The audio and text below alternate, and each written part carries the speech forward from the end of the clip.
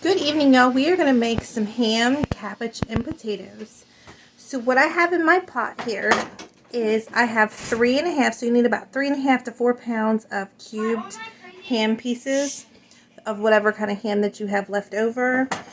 And then you're going to need a 1 head of cabbage, and you're going to need about 3 pounds of potatoes that are cubed up. You want to take a head of cabbage and you want to chunk it up into pieces, and you want to layer it on top of your ham pieces, and you're going to do that with your whole head of cabbage.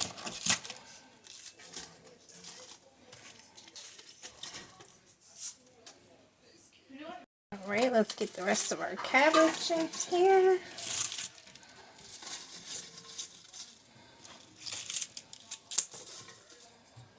And now you want to get an onion that's chopped. And we're going to put that in here next. Now you want to add 1 chopped onion in there. Now we're going to add 1.5 sticks of butter in there. Now we're going to add 2 tablespoons of bacon grease.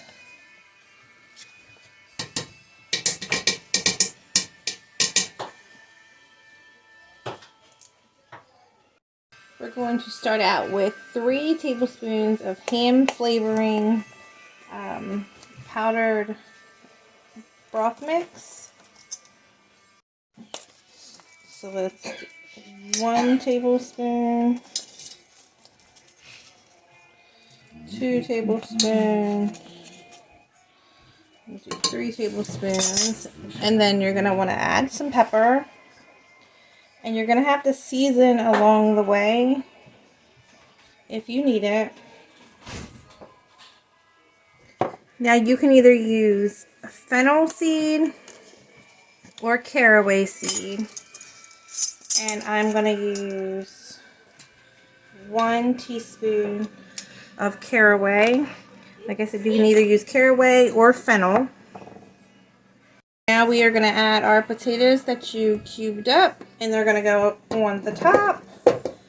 And all the cabbage is going to boil down. And then we're going to add water. So let's add our water and turn our stove on.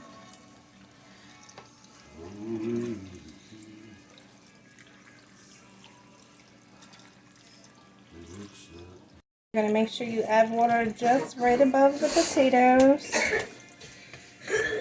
And then you're going to add just a little bit of salt on top of the potatoes.